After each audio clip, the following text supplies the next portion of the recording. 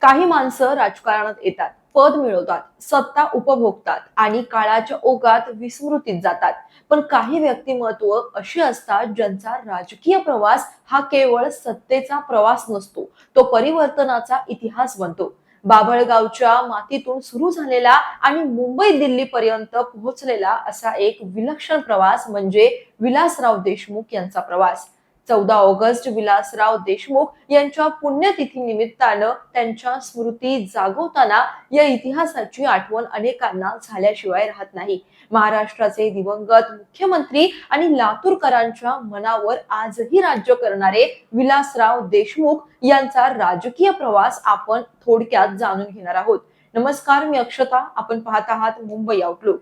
26 मे 1945 रोजी लातूर जिल्ह्यातील बाभळगाव इथं विलासराव देशमुख यांचा जन्म झाला.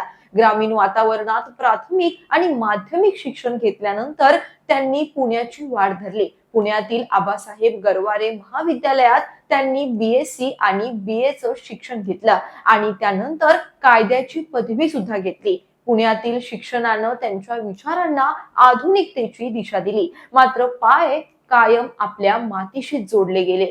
दुष्काळग्रस्तांच्या मदतीपासून सामाजिक कार्याची सुरुवात करणारा हा तरुण पुढे गावाच्या प्रश्नांपासून जिल्ह्याच्या आणि राज्याच्या प्रश्नांकडे वळला. 1974 मध्ये ते बाभळगाव ग्रामपंचायतीचे सदस्य झाले आणि त्याच काळात सरपंच म्हणून गावाच्या विकासाची सूत्रे हाती घेतली.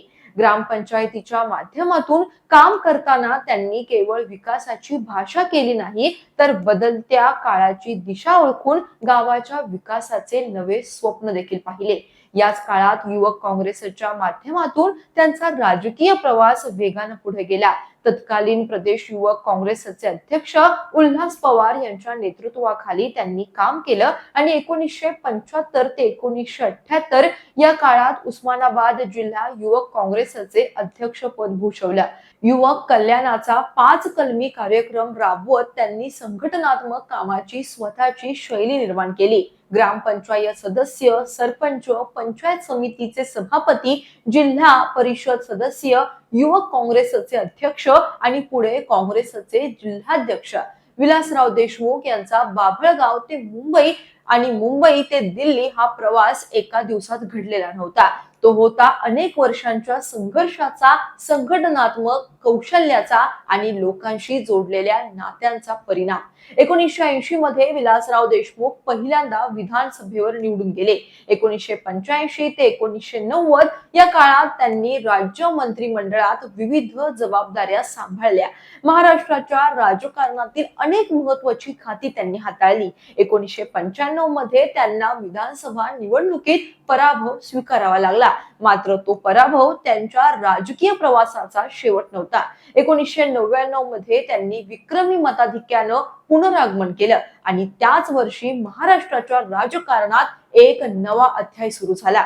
18 ऑक्टोबर 1999 रोजी काँग्रेस राष्ट्रवादी काँग्रेस आघाडी सरकारचे मुख्यमंत्री म्हणून विलासराव देशमुख यांनी शपथ घेतली. पण विलासरावांच्या राजकीय कारकिर्दीचे मूल्यमापन केवळ मुख्यमंत्री पदाच्या काळापुरते करता येणार नाही. त्यांच्या नेतृत्वाची खरी कसोटी लागली ती 30 सप्टेंबर 1993 रोजी पहाटे 3:56 लातूर किल्लारी परिसरात भीषण भूकंपानं हादरवून सोडला. लातूर आणि तत्कालीन उस्मानाबाद जिल्ह्यातील अनेक गावं उद्ध्वस्त झाली. हजारो कुटुंबावर दुःखाचा डोंगर कोसळला. त्यावेळी विलासराव देशमुख महाराष्ट्र सरकारमध्ये महसूल मंत्री आणि लातूरचे पालकमंत्री होते.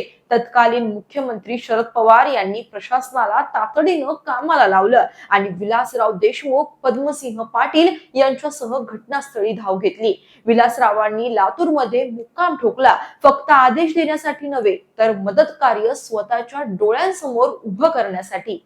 पुनर्वसन, घरांची उभारणी, रस्ते, पाणी पुरवठा, शाळा, आरोग्य सुविधा आणि सार्वजनिक बांधकामे या सर्वच आघाड्यांवर त्यांनी प्रशासन, स्वयंसेवी संस्था आणि आंतरराष्ट्रीय संस्थांशी समन्वय साधला. भूकंपग्रस्त गावांचे पुनर्वसन हे केवळ घरे बांधण्याचे काम नव्हते, उद्ध्वस्त झालेल्या माणसांचे आयुष्य पुन्हा उभे करण्याचे ते आव्हान होते. आणि म्हणूनच किल्लारीनंतर उभ्या राहिलेल्या नव्या लातूरच्या इतिहासात विलासरावांचं योगदान कायम स्मरणात राहतं. त्यांचा विकासाचा दृष्टिकोनही वेगळा होता.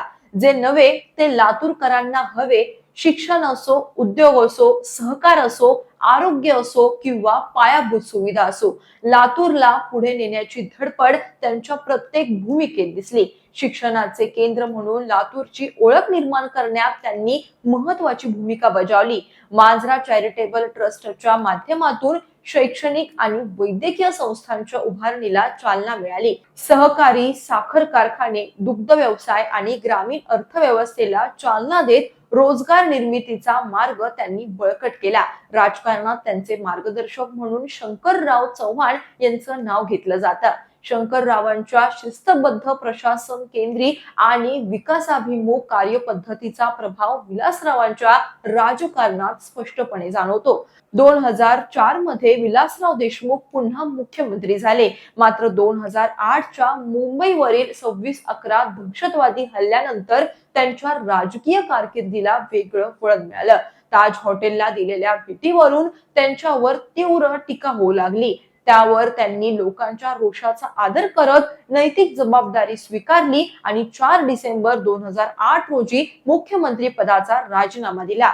ही घटना त्यांच्या कारकिर्दीतील वादग्रस्त अध्याय असला तरी राजकीय जबाबदारी स्वीकारण्याच्या त्यांच्या भूमिकेची नोंद इतिहासाने घेतली आहे. यानंतर ते राज्यसभेवर गेले आणि 2009 मध्ये पंतप्रधान मनमोहन सिंग यांच्या मंत्रिमंडळात केंद्रीय अवजड उद्योग मंत्री झाले. पुढे ग्रामीण विकास, विज्ञान तंत्रज्ञान आणि भूविज्ञान अशी महत्वाची खाती त्यांनी सांभाळली. विलासरावांच्या राजकीय आयुष्यात टीका झाली, वाद झाले, काही निर्णयांवर प्रश्न उपस्थित करण्यात आले. खैरलांची प्रकरण असो किंवा 26/11 नंतरच्या भूमिकेबाबत त्यांनी स्वतःही आपल्या चुका मान्य केल्या.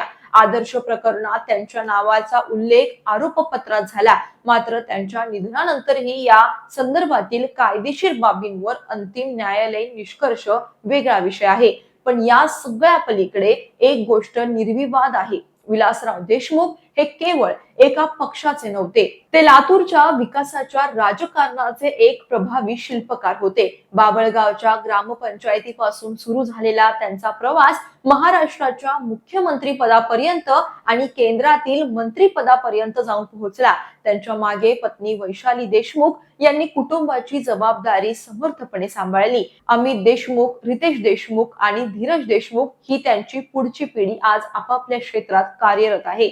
त्यांचे बंधू दिलीपराव देशमुख यांनीही सार्वजनिक जीवनात योगदान दिलं. विलासराव गेले, पण त्यांची विकासाची भाषा आजही लातूरच्या मातीत ऐकू येते.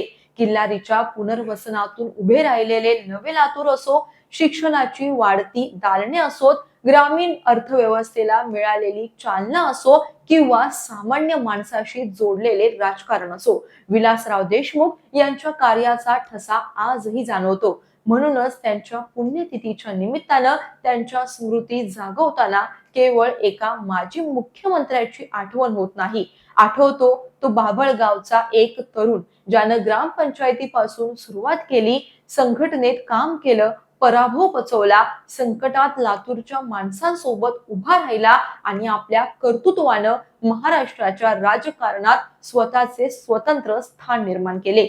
बाभळगाव ते मुंबई, मुंबई ते दिल्ली आणि सामान्य माणसाच्या मनापासून ते इतिहासाच्या पानांपर्यंत हा होता विलासराव देशमुख यांचा प्रवास. त्यांच्या स्मृतींना विनम्र अभिवादन.